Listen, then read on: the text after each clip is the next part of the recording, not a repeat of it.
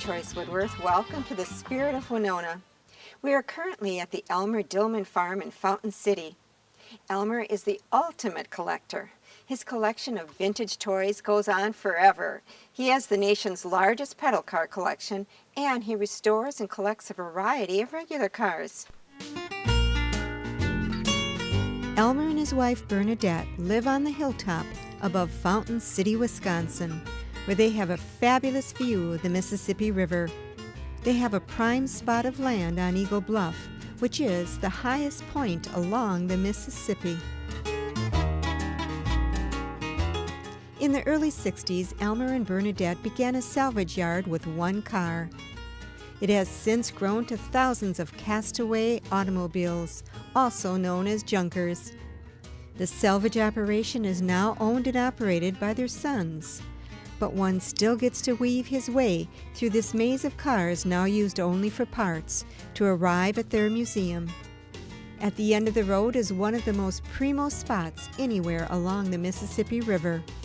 And here stands 5 buildings, including a house chock full of antique toys, most of them somehow related to the automobile.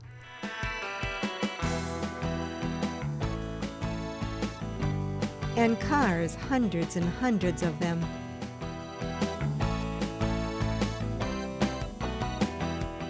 Elmer loves the automobile so much that he even has one in his living room. His collection has grown to the point that he has built a museum around it and presently opens it to the public. Today he has invited us to visit his museum and take a look at this area's largest collection of automobile and toy memorabilia.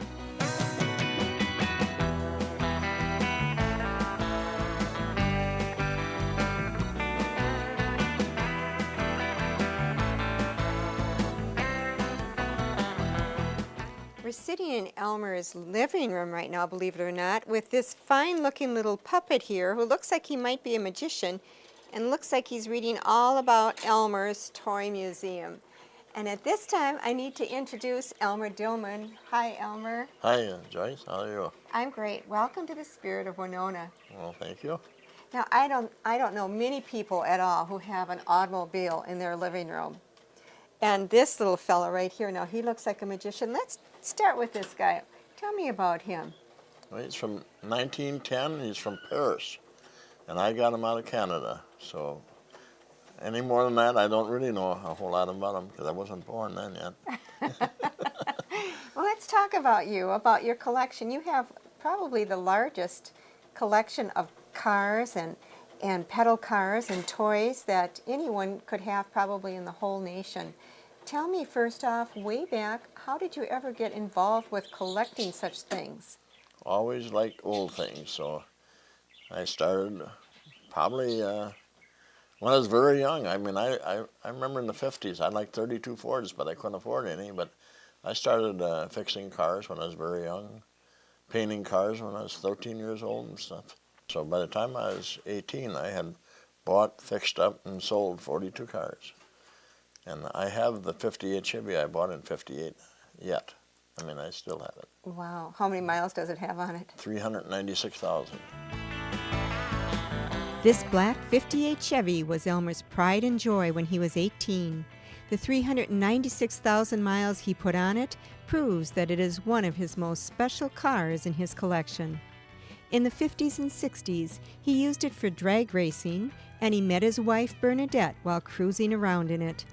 He tells us one of his disappointments from that era when he tried to join the Drag-Ons. Well, the Drag-Ons were a car group in the 50s in Winona, and you had to be a good boy, and I guess I had too many tickets. They wouldn't let me join them. So this car used to be called a Black Widow. I had this car in 58, and so I named it the Outcast after that. Years ago, we used to always name our cars. High School Romance is the name painted on Elmer's 1957 baby blue convertible. This car was customized in the 50s to mimic the American graffiti car.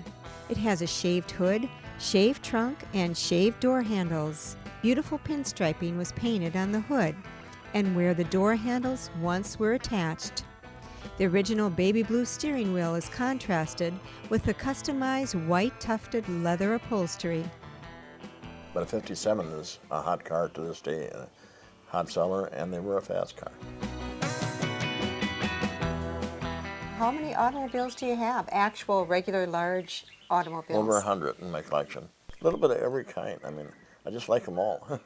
40 Ford convertible, a 53 Ford Victoria with 27,000 miles on it. A Studebaker Hawk.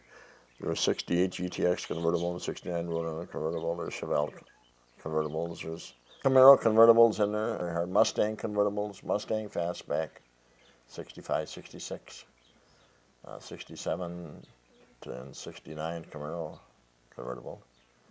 Got a beautiful 56 Chevy in there, and I bought it in Winona from Mrs. Mulwicki. I bought it on my 50th birthday.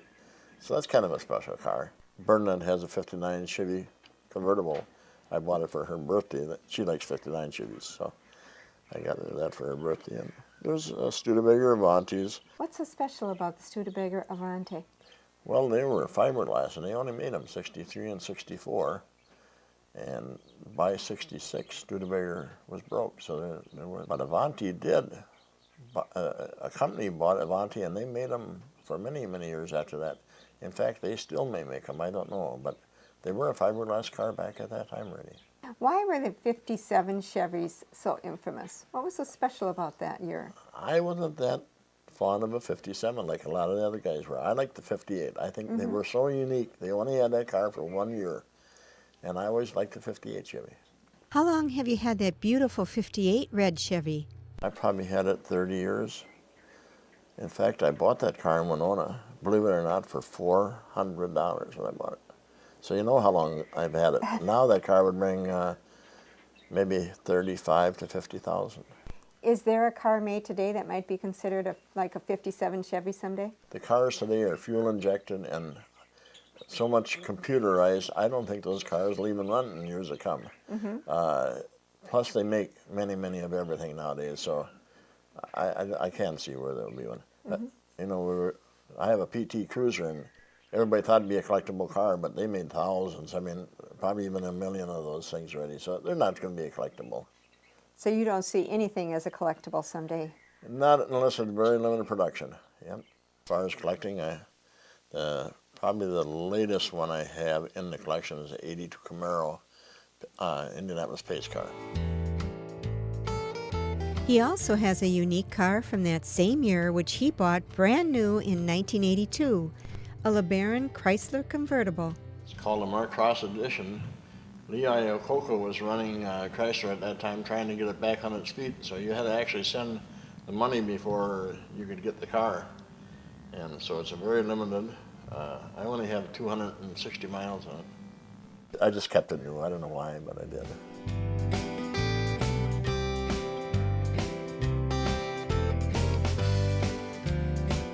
Although the majority of Elmer's automobile collection is from the 50s and 60s, he has cars from every decade, dating back to 1910.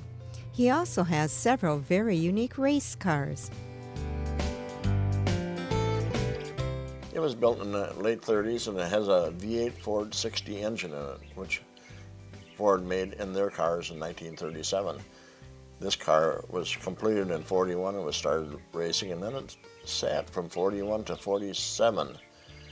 It came out of West Virginia. I bought it out of California, but it's got aluminum heads on it and dual carburetors, and I actually did drive it when I was thinner one time. Let's talk about your Polaris race car. Very rare. Originally, Polaris, which makes motorcycles, made that into, for a race car, and they put the 450 engine out of the snowmobile into that car. But they raced in Michigan, I think it was, and it went right into the wall, and the guy got killed. So they call them all back. And I only know of mine and Kurt Lipke that survived. There may be more around, I don't know this, but very rare car because they got destroyed. I have a '78 Silver Anniversary Corvette. I bought it from Lewiston Auto Company. We hauled it home on the flatbed. I have never sat in it. It's brand new. It's got 5.4 miles on it. Why wouldn't you ever drive it? Because in 1978, the pace car for Indianapolis races with a Corvette, and I decided 25 years of Corvette would be more important, a silver anniversary Corvette, than a pace car. And so I bought a silver anniversary where everybody else was buying the pace car ones, and I kept my new, and I don't know if there'd be another brand new silver anniversary one, but there is a lot of new pace car ones around yet. I bought this brand new in 1978. I have never sat in it. It's got all the original plastic on the seats, on the steering wheel, everything that came right from the factory. We hauled it home. It's got 5.4 miles on it. I bought it from Lewiston Auto Company.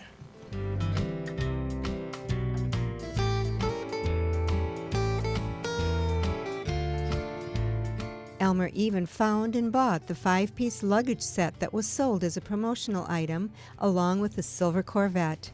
As I said earlier, he is the ultimate collector, and he admits he is a race car nut.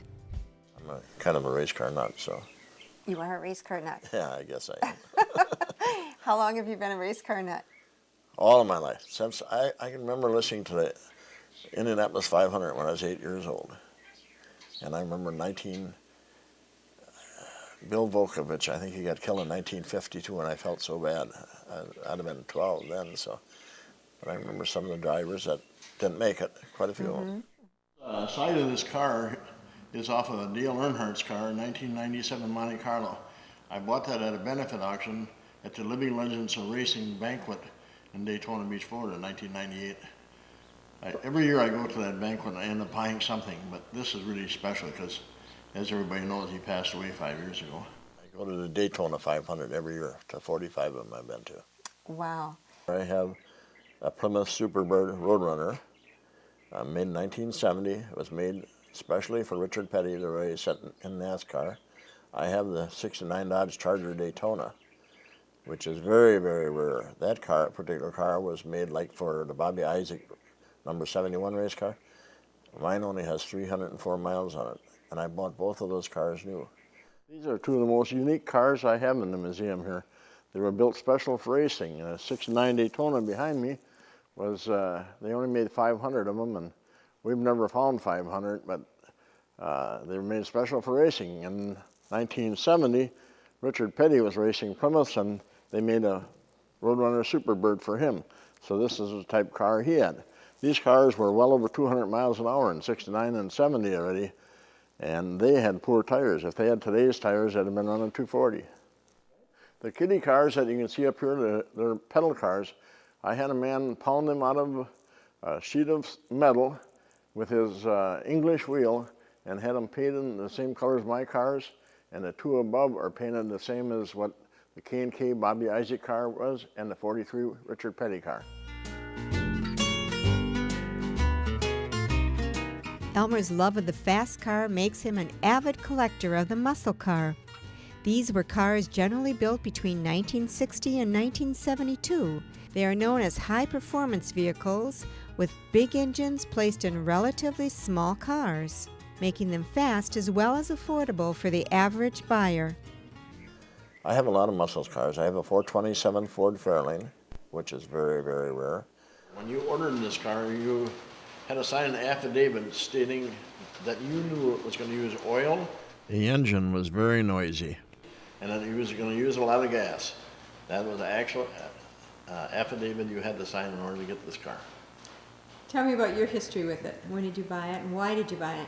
I bought it from a man in La Crosse, Wisconsin. He called me and told me that he had a man in California that would pay $5,000 for his Fairlane. I knew the car, and I said, you don't have to drive it to California, just bring it up here and I'll buy it from you. So that's how I got it. Because I knew that it was very, very rare and that someday it would be worth a lot more money. So how much do you think it's worth now? Between $60,000 and $75,000. And what did you pay for it? $5,000.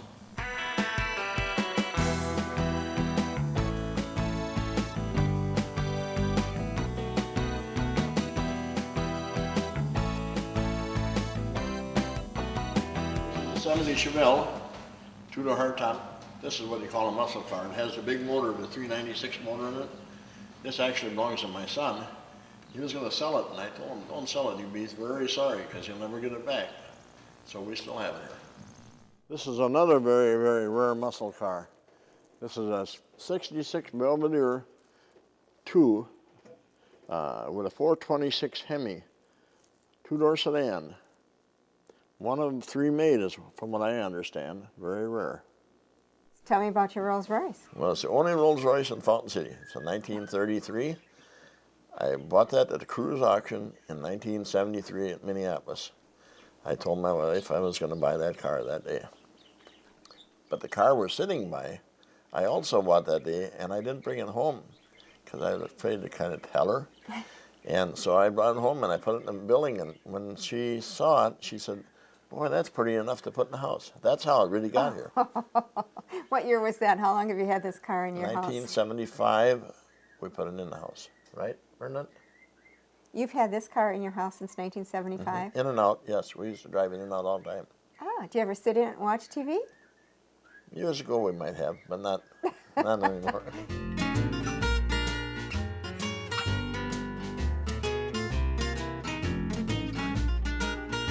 This is a 1933 Rolls Royce. The only Rolls Royce in Fountain City. I bought this in 1973 at the first cruise auction that they had in the cities. It used to belong to the axe man, the man that had all the axe stores in the cities. His name was Jess Lieberman. No 2 Rolls Royces were ever built the same. Every Rolls Royce is built different. This even has got a right-hand drive in it. Suicide doors on it, if you open it up when you're going down the road, it'll fly right out.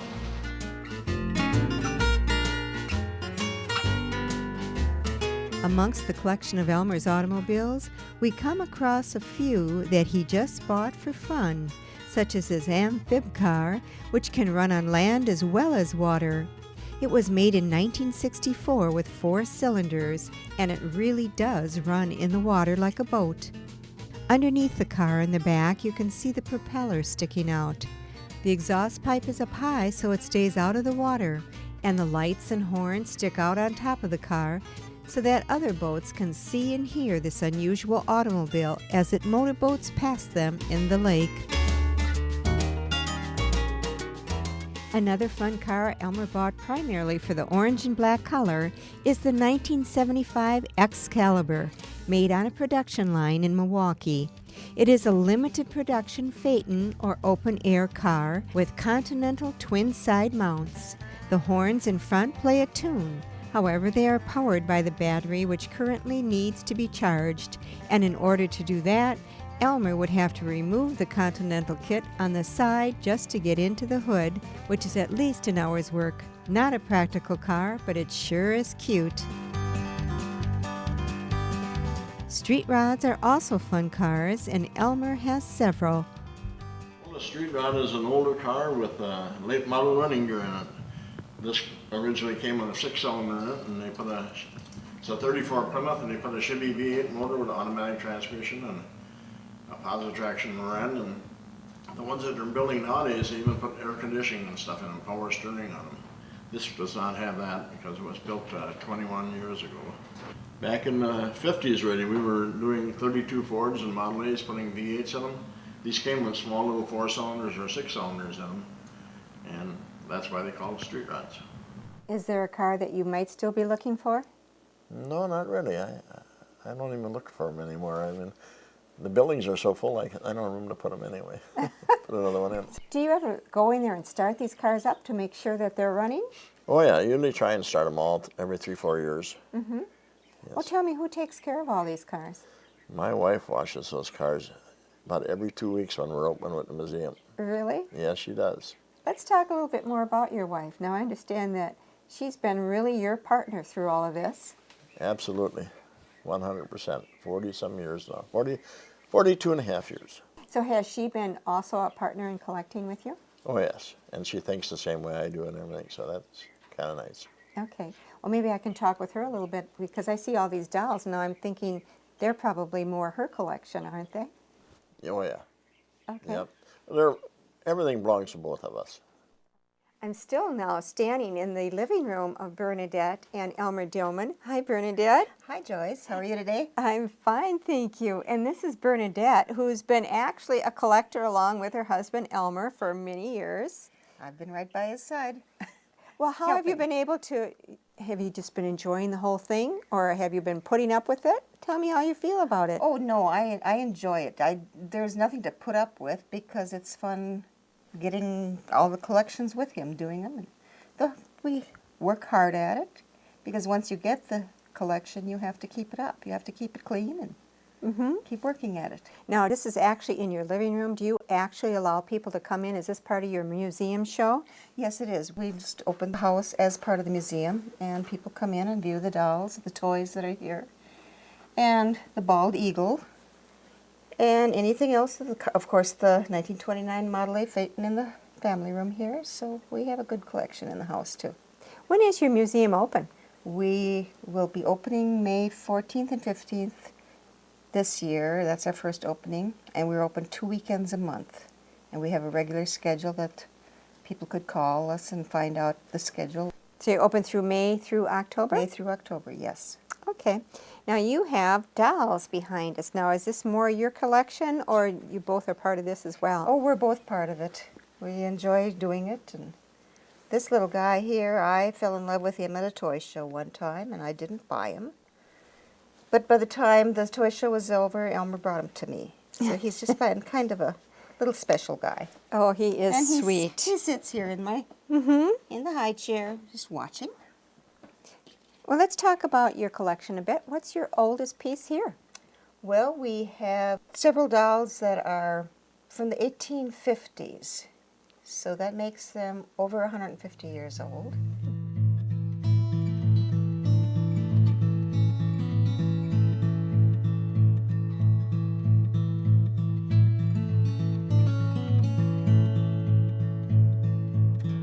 Pointed out, Bernadette, that this one here is a paper mache doll, but it looks like a porcelain doll. Yeah, but it is actually made out of paper mache. Now, how old is she? She's from the 1800s, late 1800s. Excellent condition. You have a wonderful Shirley Temple collection. Tell me about those. Yes, we do. We have a 27-inch Shirley doll, which is one of the largest dolls.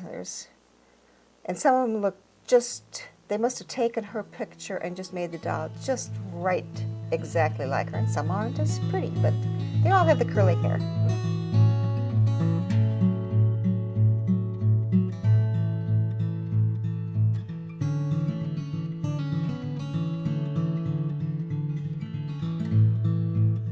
And I see you even have a Jacqueline Onassis doll up there, but that looks like when she was married to Jack Kennedy. Yes, that is her in her bridal gown.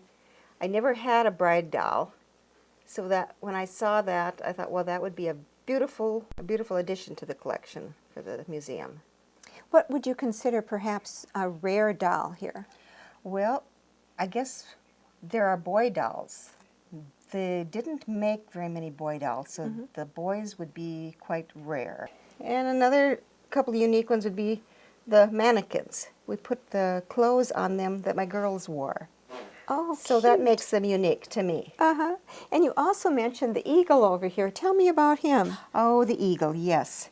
He is documented to be over 100 years old. The picture that I have of them was taken in 1904. And he is a native of Fountain City, so we have him on display here, and he's quite the old baldy. Well, Bernadette, how have you felt about having an automobile in your living room? Oh, that's neat. It's it's been a good conversation piece. I've enjoyed it.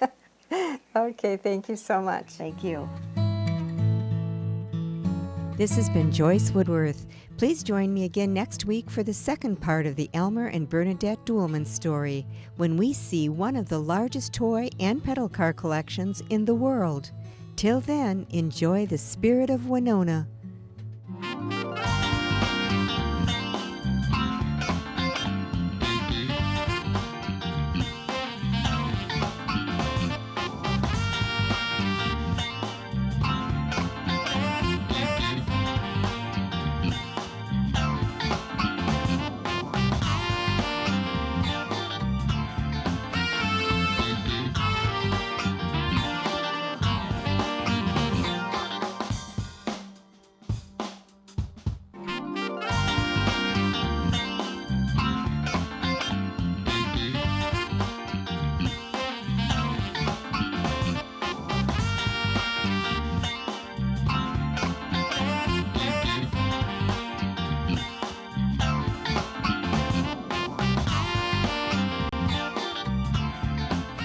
Hello, this is Joyce Woodworth. Welcome to the Spirit of Winona. In last week's show, we visited with Elmer and Bernadette Duellman on the bluffs above Fountain City, Wisconsin. We saw their vast collection of automobiles and an array of beautiful dolls. Elmer has 3 large buildings absolutely packed with his autos, all in beautiful condition.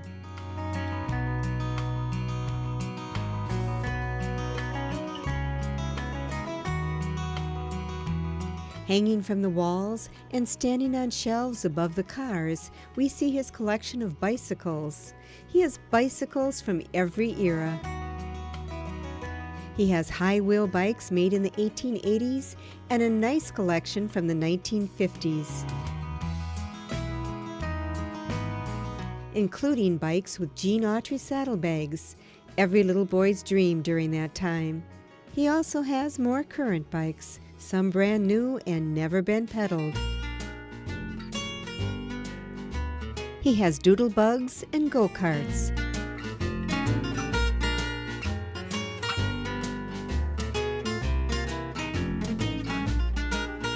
And mixed in throughout each of his buildings, he has a very impressive collection of motorcycles.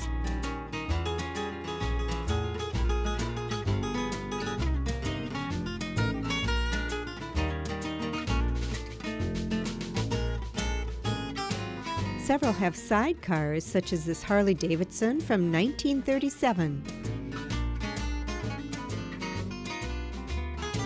He also has a number of Indian motorcycles. You're looking at 2 of my very rare bikes. These are Indians. One is a 1940 4-cylinder, and the other one is a 1947 Chief. Both completely restored, very unusual, unique bikes. Alongside the 3 buildings filled with automobiles is a large barn that contains a medley of other collections, including old tools,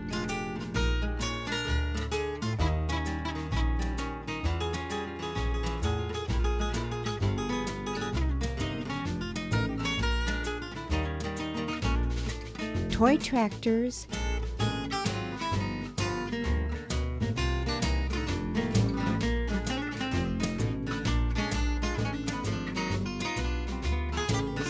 and wagons.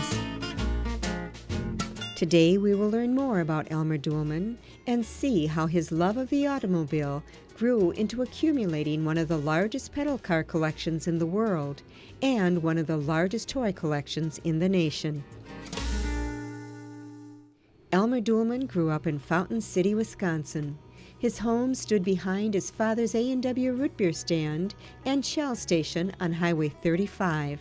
Today, Elmer runs a Conoco station in the same spot, and under the overhang of the old drive-in, Elmer sells cars. He recalls carrying the cement blocks to build the buildings when he was just 10 years old. He grew up with 7 brothers and sisters who were all taught a strong work ethic. His family was poor, and as a child, he cannot remember ever having an actual toy to play with. Elmer remedied that, and at 22, with his supportive wife Bernadette at his side, he began one of the largest private toy collections in the world. He started by going to auctions and paying a dime here and a quarter there for toy cars. He has since collected thousands and thousands of toys and pedal cars and has become an expert in recognizing the value of what he collects. Did your father have a love of cars, or is this something you just started on your own? My dad kind of liked real old cars. I remember him buying a 1912 Chevrolet, a baby Grand Chevy, and a 1918 Ford, and a Model A Roadster one time. And he would just buy them and resell them and make some money on them. I mean, that was important to him, because you had to have money.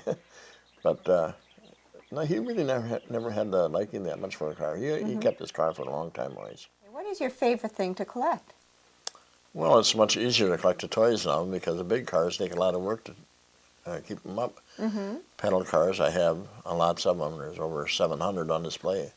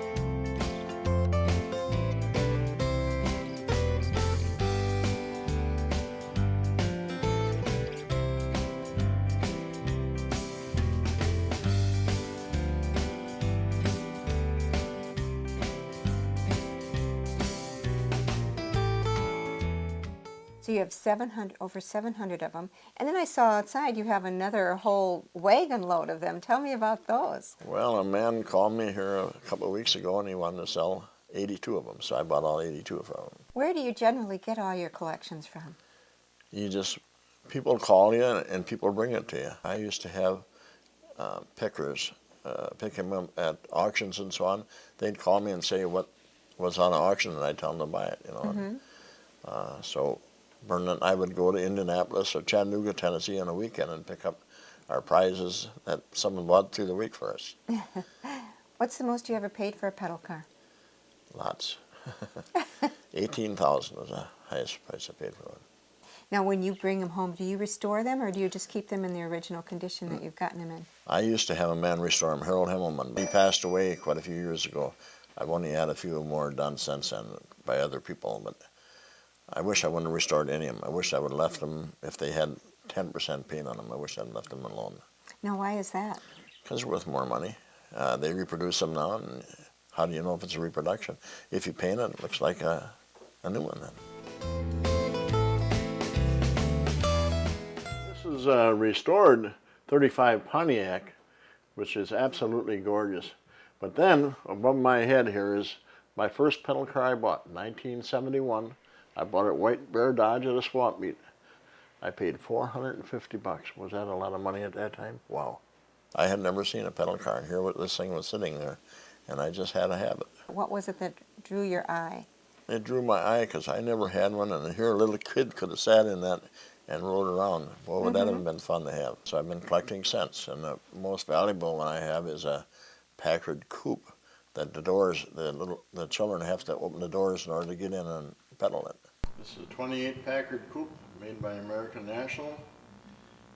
Any little child that rides it has to open the door to get in to pedal it. Very, very rare, very rare. How many of those do you suppose were made? I only know of about 6 of them in existence. Did you repaint it? Yes, it's been restored. Besides the work ethic instilled by Elmer's father, building value and having fun also became most important in Elmer's life. This is apparent in the wonderful cargo round we see beyond the coupe.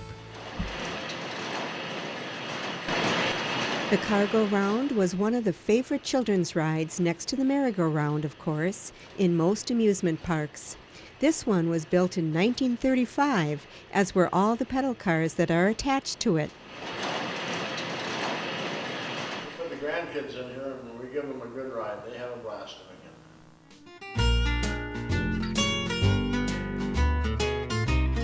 What would be your oldest one? The oldest one is actually a wagon that you can lift the seat up and the pedals are below the seat. So it's probably from around 1900.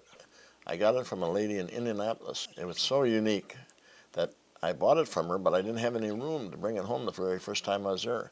I went back the second time. She didn't want to sell it to me, but her husband said, well, you sold it to Elmer. So she finally didn't cut loose on it, but it's the only one I've ever seen like it. I have 4 different ones that are called tandems, where the 2 children ride it. They both pedal. Really neat. I think one is a 23 Oldsmobile, one is a 32 Lincoln, one is a 1923 Stearns Knight. They're really unique to have 2 kids sitting in this thing and pedaling the way they go. Well, if you go back, way back, like a 1906 Cadillac, they tried to make it look like a 1906 Cadillac. So the headlights were bulging out on them and stuff. Then if you got into the teens, they had the outside fenders, and the 20s, they really got them unique. They put racks on the back of them for hauling the luggage, and they had running boards on them and everything. In the 30s, they started making them into one piece instead of the fenders being separate and so on. Very unique, hard to find. One of Elmer's favorite pedal cars is this 1932 Lincoln, which he is immortalized in this fabulous wood-carved piece done by Leo and Marilyn Smith, the artists, also from Fountain City. I've had that car since I had it restored in 1985. I took it to the pedal car show in Kalamazoo, Michigan, won first place in the show with that particular car. In fact, I won 9 first out of 10. I bought it from Carl Schneider from Delta Motors. It was all in pieces when I bought it. I had to put it all together and paint it. So it was like brand new? It came No, that it was way? junk. Oh, it was junk. It was junk. It was Oh, sitting in okay. his body shop, and we had to sandblast it all and paint it all and put it together. What about some of your other pedal cars now? I noticed that you have the Spirit of St. Louis. Let's talk about that one. That's a beautiful airplane. It's all original. I bought it from a man in Fenton, Michigan in 1985. He would love to buy it back, but I didn't want to sell it back to him. He even had the Lindbergh doll that I had to buy with it, which cost me extra $1,000 to buy the doll, but he wouldn't sell it otherwise. In addition to Elmer's 4 buildings full of automobiles and pedal cars, he has one additional building full of toys.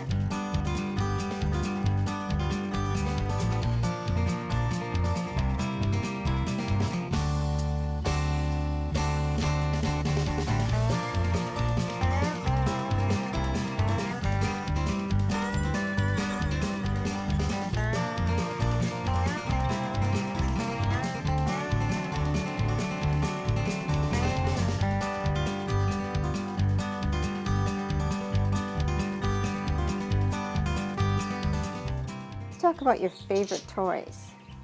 I like them all, I guess, you know. Uh-huh. I want something of everything, you know. I have the 1900s Lehman toys, which are very valuable, made in Germany.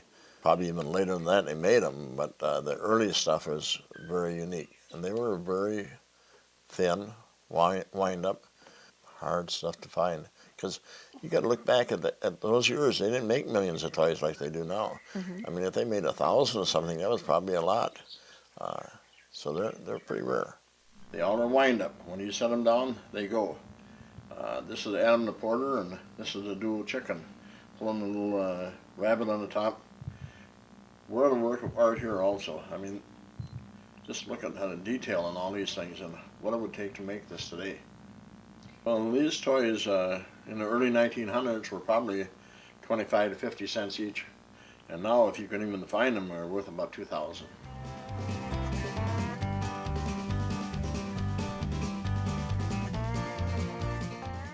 The oldest toy in Elmer's collection is a tricycle made in the 1870s.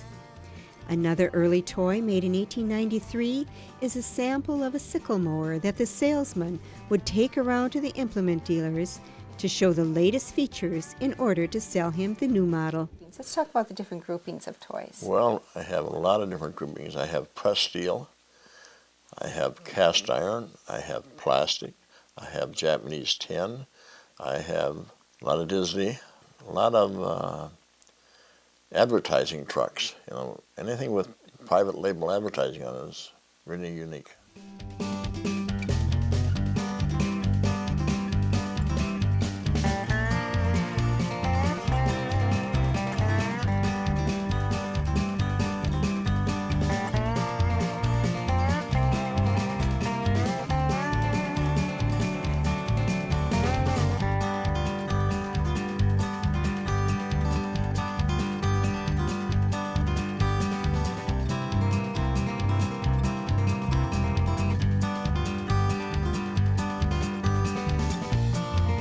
So you had a carnival collection.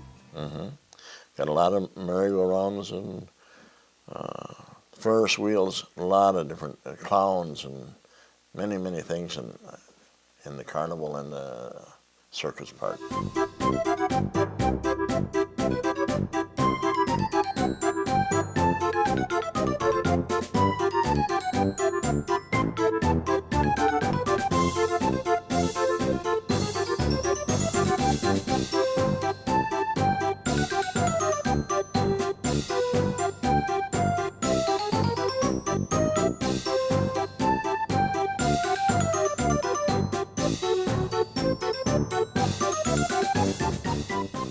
About that Greyhound bus collection. Well, I have over 300 Greyhound buses. And We were at the Greyhound Museum in Hibbing, Minnesota a couple of years ago, and I told them that I had over 300. That was on a Friday. The following Saturday, here one of the officials from the Greyhound bus depot came down to see how many I really had. And it was it was really the truth. You know. I think he thought I was kidding him, you know, but.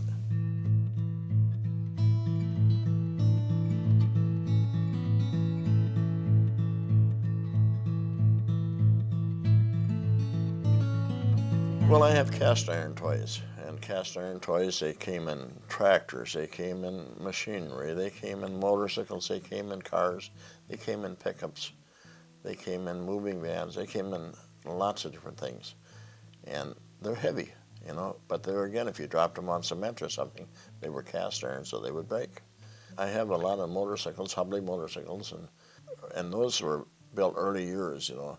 They did reproduce some of them back in the 50s, and now they're doing them again.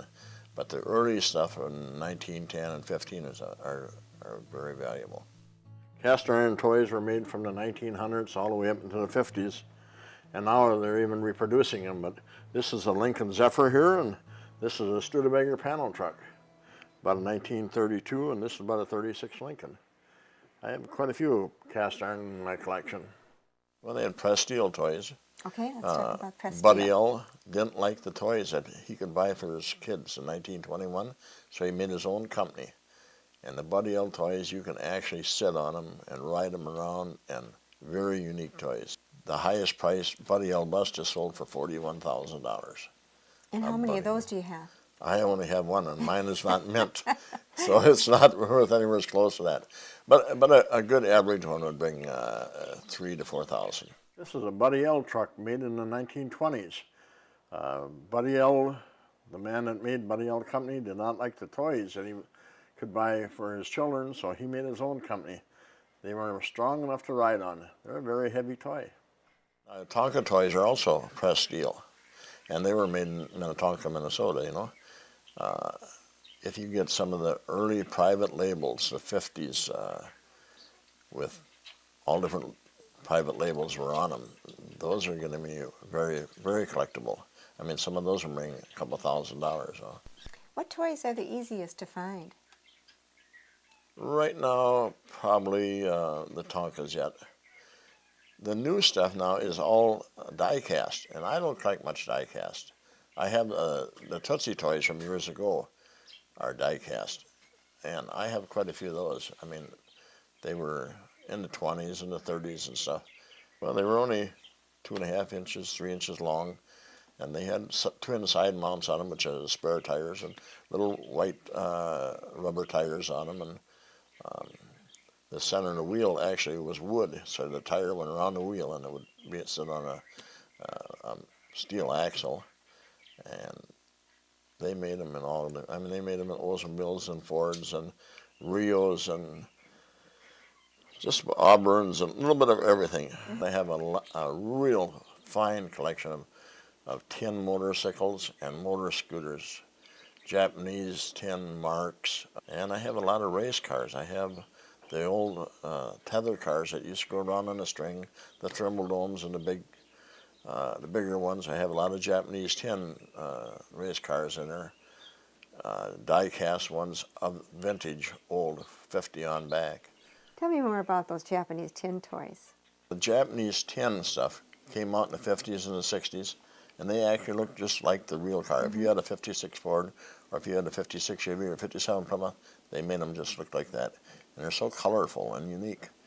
If you think what work must have went in those, they were lithographed on a piece of tin and then formed into that car. Growing up in the 50s, I can relate to all those cars. You know, if you have a 55 Chevy Japanese tin car, I can relate to that. 56 Ford or a 57 Plymouth or 57 DeSoto or a 56 Chrysler or 57 Ford.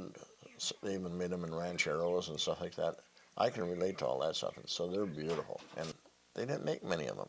And those two are thin, so if the kids played with them, they would wreck them. If they pushed their hand on them or sat on them, that was the end of them. Okay, is there one in particular that you can talk about and maybe tell us the value of it? Well, I have a 62 Imperial That is very, very rare. There's only a few of them known to exist. The taillights are completely detailed. Even the mirrors are detailed. The hood ornament, all the door handles, the hubcap, everything looks exactly like a 72 Imperial would. They cost so much when they brought them to New York in 1962 that they didn't think they'd go over. So there's only supposed to be 36 of these made, 12 in 3 different colors. How much is that one worth? At least 10,000. And that's a very expensive one. I don't know what I could get for mine. Mine does not have the box, but a friend of mine bought a blue, a black, and a red, and he paid $25,000 each for them. Oh. Yeah. So those little toys are really valuable. Some so of them hang are very on to valuable. them. Yep, you didn't kid. Okay. Or sell them to me. Now, do you sell some of your toys? Only if I get a duplicate. Yep, otherwise I don't sell. Mm-hmm. Now, you have become somewhat expert in the value, in knowing the values of your toys and any antique toys. Is that right? Well, I wouldn't say expert because that runs in fad. Sometime the Tonka toy is worth more, and next time it's a Buddy Allen, next time it's Dizzy. It's not always. It's just a guide. I have a couple of books out, and that's a guide. It don't really tell you exactly what it's worth. Okay. Let's talk about your books. Well, as you can see, it's my wife and I in front of one of our showcases full of toys. And in it is all color. Every picture is color, and it tells you a price guide in there. Good, excellent, or mint. Mint is unplayed with. I had 3 different friends of mine price these things. They buy and sell toys for a living. So that's how I got the prices for them. There's emergency vehicle, there's race cars, there's truck transports. It's kind of in categories here, and different trucks and tow trucks, layman toys, go-karts. It has a little bit of everything, cartoon characters, and I put out 2 different books. First edition, green one. Purple edition is the second one. And there's no 2 toys that are copied the same in any one of the books here. They're complete different toys. Do you have most of your toys in those 2 books? No, I could probably make 20 more books like this without copying the same toy. Wow, that's amazing. What kinds of things should people be looking for if they are collectors of toys to tell whether they're genuinely, well, original for one thing, and the age of things? Well, that's pretty hard, because now they make duplicates for so many reproduction. China makes a lot of reproduction toys. Mexico has reproduction toys, so I even get fooled. So it's not perfect. Hard to figure out. So they can actually make the toy look worn to make it look more like an antique, and they actually do that? Okay. They do it.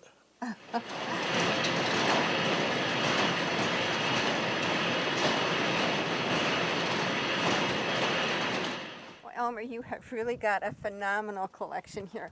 I can't believe it. You've got pedal cars and toys and cars all over the place. What's it been like for you having your collection here and collecting all these years? It's fun. It's great. I've had opportunities where people wanted to take it to other museums, and I'll keep it right here. Okay. Well, I've certainly enjoyed it, and I want to thank you so much for sharing all your stories and everything with us. Well, thank you for coming. I appreciate it. Okay, and thank you so much for joining us today. Please join me again next week. Till then, enjoy the Spirit of Winona.